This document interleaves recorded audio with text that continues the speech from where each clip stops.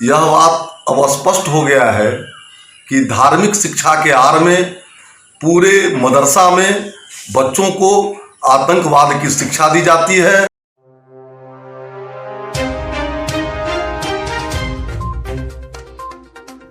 बांका मदरसा blast मामले को लेकर बीजेपी विधायक हरिभूषण ठाकुर बचौल ने जो बयान दिया है उसके बाद अब जेडीयू पलटवार के मूड में आ गई है।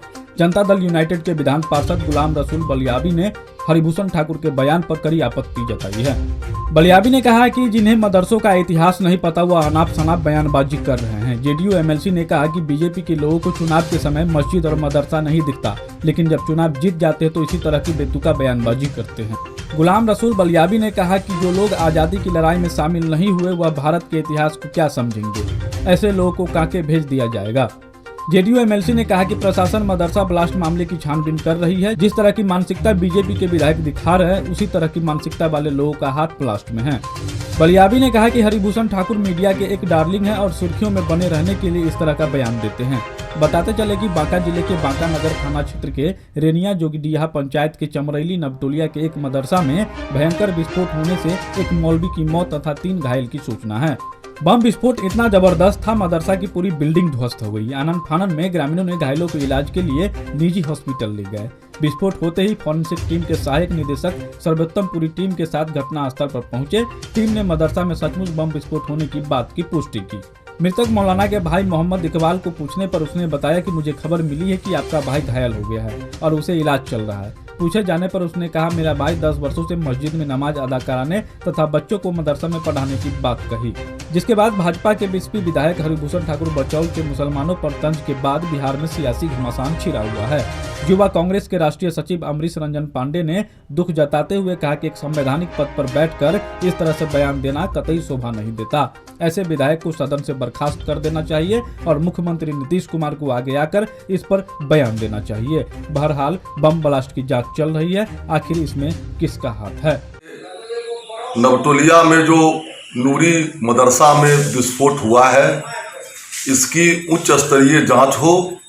साथ ही यह बात अब स्पष्ट हो गया है कि धार्मिक शिक्षा के आड़ में पूरे मदरसा में बच्चों को आतंकवाद की शिक्षा दी जाती है। वो बिहार सरकार और देश के सरकार से फंड लेकर देश द्रोहियों का अड्डा बनता जा रहा है मदरसा। मैं सरकार से मांग करता हूं कि इसका उच्च स्तरीय जांच हो और जो दोषी हो उस पर कार्रवाई हो। साथ साथ बिहार के सभी मदरसों की जांच हो, चूंकि धार्मिक शिक्षा के नाम पर दूसरे को नहीं बर्दाश्त करना, अपनी श्रेष्ठता कायम करना, ये उनकी धार्मिक फितरत है। इसलिए मैं सरकार से मांग करता हूं और पूरे बिहार में जो अभी दलित पिछड़ों पर, चाहे वो बेतिया हो, चाहे वो पूर्णिया हो और मेरे मधुबनी मेरे बिस्फी विधानसभा में भी जो दलित पिछड़ों पर एक धर्म विशेष के लोग खास करके मुसलमानों के द्वारा जो गरीब दलित पिछड़ा पर अत्याचार हो रहा है, इसकी उच्च स्तरीय जांच कराई जाए और बिहार के सारे मदरसों की जांच कराई जाए। मैं तो कहता हूं कि मदरसों को बंद कर दिया जाए, क्योंकि मदरसा में पढ़ने वाला बच्चा कभी डॉक्टर इंजीनियर नहीं बनता है। उसका माइंड सेटअप ही आतंकवादी और दूसरों को बर्दाश्त करने का नहीं होता है। वह केवल अपने धर्म को ही मानता है और दूसरे के धर्म को लोगों को मारने काटने के लिए उसमें पढ़ाया जाता है। इसलिए अविलंब मदरसा बंद हो। बिहार के सभी मदरसों को बंद कर देना चाहिए। मदरसों का जो इतिहास भूगोल नहीं जानता है वो मदरसों के बारे में क्या बोलेगा। मदरसों के बारे में या मदरसों पर वो चर्चा करता है जो आज़ादी की लड़ाई में सम्मिलित हो और आज़ादी के जंग में मदरसों की भूमिका पढ़ा हो। वो न मदरसों के बारे में जानेगा। इनकलाब जिंदाबाद कहाँ लगाते, वो तो मदरसे वालों ने क्रिएट किया था।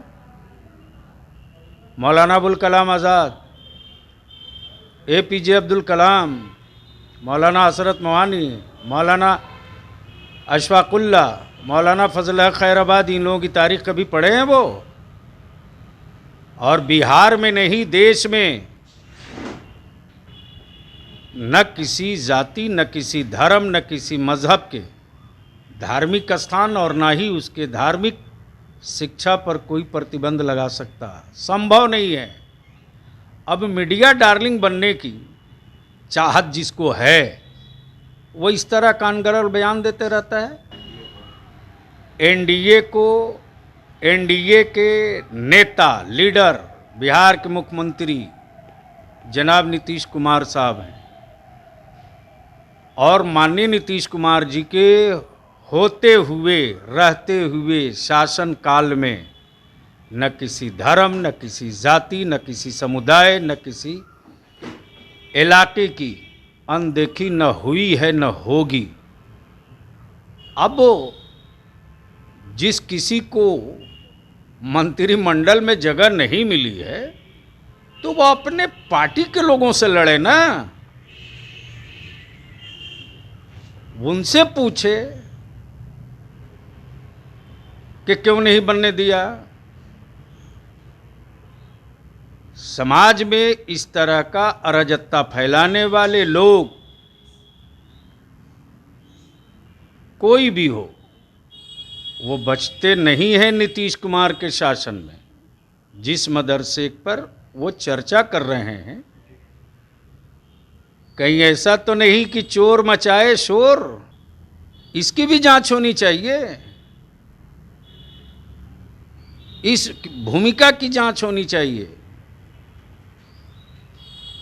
हमारा प्रशासन, शासन, सरकार, सत्ता दुनिया जानती है कि नीतीश कुमार जी के शासन में न किसी बाहुबली की, न किसी धन बली की और न किसी मनबढ़ू की जो कानून के खिलाफ जाएगा, जो अराजकता फैलाएगा, कोई भी होगा जो उसकी जगह है कानून व्यवस्था करके भेज देगा।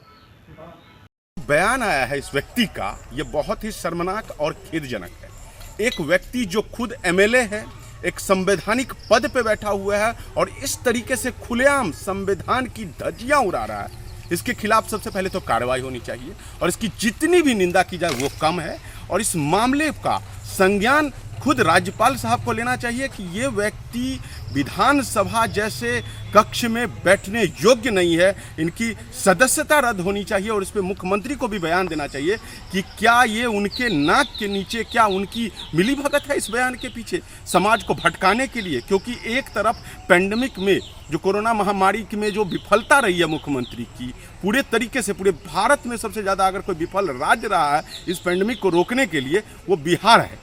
तो क्या इस विफलता को छुपाने के लिए ऐसे उल जुलूल बयान वो खुद दिलवा रहे हैं? और अगर नहीं दिलवा रहे हैं तो इस व्यक्ति के खिलाफ कार्रवाई करें, इस व्यक्ति के खिलाफ कानूनी कार्रवाई की जाए और इसका पूरा संज्ञान लिया जाए कि कोई भी व्यक्ति इस प्रकार से समाज को तोड़ने का कोशिश न करे।